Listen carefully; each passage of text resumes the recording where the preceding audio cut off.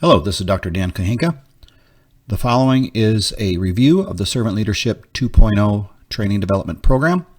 And for those of you that have now completed the program and are ready to move on to the next stage, this will be a great review.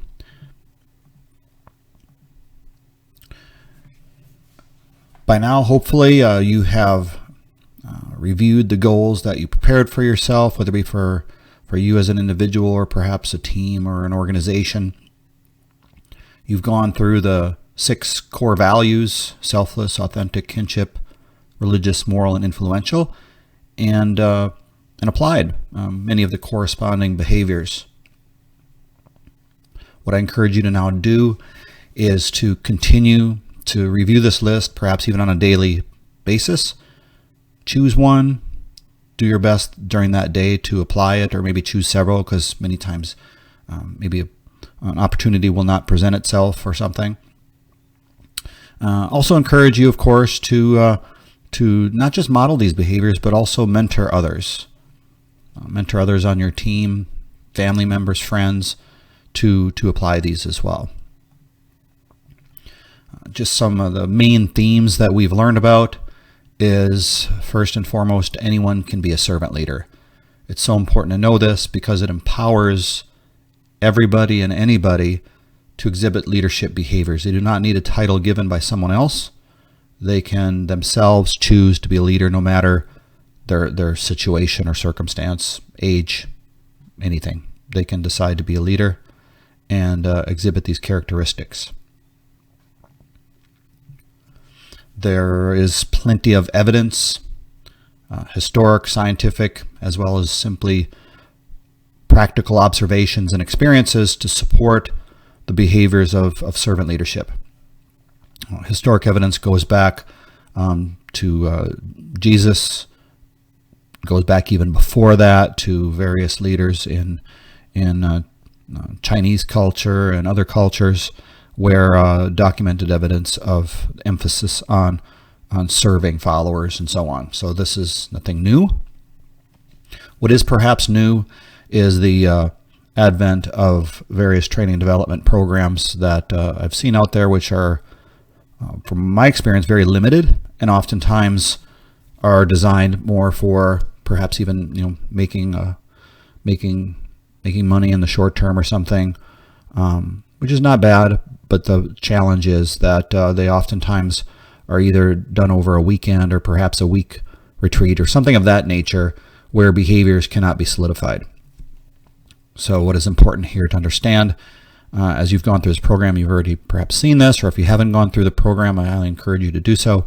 You will see that it's designed to be ongoing and even a lifelong adventure. So the program we go through teaches you the behaviors. We review back to see how you've been doing, but then it's up to you to learn to apply these and make them habitual throughout your day.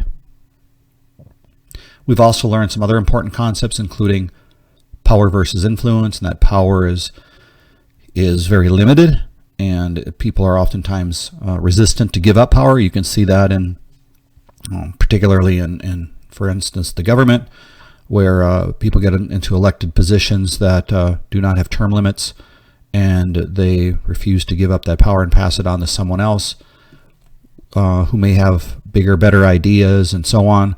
Instead, they make a life of that position, largely because they do not want to give up the power and everything that comes along with it, versus influencing others is exponential. You influence some, they influence others, and so on. And as you influence more and more people, you become yourself more of an influential individual. I know I used the word twice within that sentence there, but it's the main thing to learn here is that power is limited, whereas influence is not. And applying servant leadership behaviors is a very rewarding and wonderful way to influence others. Also, we've learned that there's a difference between managers, or we'll say probably a better word is decision makers. For instance, a parent can be a decision maker. They're not a manager, but they're a decision maker. They need to make important decisions, but also that that's different than leaders. Excuse me. Leaders, anyone can be a leader, of course, but the behaviors are different. So, for example, even using a parent, if a child runs into a road, they may holler at that child, "Get off the road." That's more of being that decision maker. You have to make that decision in order to keep that child safe. But the parent can also be a leader. So after that's done, taking the child off to the side and explaining their actions, why the child's actions were bad, why the parent yelled at let's say the child very quickly to get off the road like that. So that's exhibiting leadership. Or in the workplace, a manager will be perhaps delegating tasks, making schedules, and so on, versus the leader will take that a step further and perhaps be equitable and vary the types of tasks that individuals are given, so that way everyone perhaps has an opportunity to do more favorable tasks or to do tasks that are harder but lead to growing and more experience and so on. That's leadership. Also, we've learned that this is servant leadership is not easy, but it is important because it improves your life, improves you physically, mentally. It improves the lives of others, and perhaps first and foremost, it lays the foundation for all other leadership styles and most everything you do in so many different ways. For example, forgiveness. Without forgiveness, your entire life can be impacted as you resent others. There's evidence that shows that if you don't forgive, you have mental and physical challenges associated with that, which can impact family life and your friendships and workplace behaviors and on and on. Also, of course, servant leadership, the principal focus is improving you. Oftentimes when I train others on servant leadership, they'll be talking about other people, even myself. They'll be commenting perhaps on the program, or they'll be commenting on my methods of teaching it, or they'll be commenting on their coworkers, why they're doing something wrong, and on and on. So they'll be turning the focus from themselves to others and why they should improve. But the point behind servant leadership is do not try to improve others. That is for them to do. That is for them to improve themselves. Ideally, they embrace servant leadership and do so. Servant leadership is about improving you, modeling the behaviors, perhaps even mentoring others, but first improving you, so that way you are there to serve others. And then as you do that, as you model these behaviors, then ideally the behaviors of others also improve. I also encourage you to look for leaders. Leaders can be found in many places. Oftentimes we pass by them and do not see them, as this image kind of represents here. You may have to look hard, but they're there. These are the individuals that are oftentimes unspoken heroes, as they may call them. They're individuals that do great things for individuals, whether it be in the workplace or in a community. They do not have a title.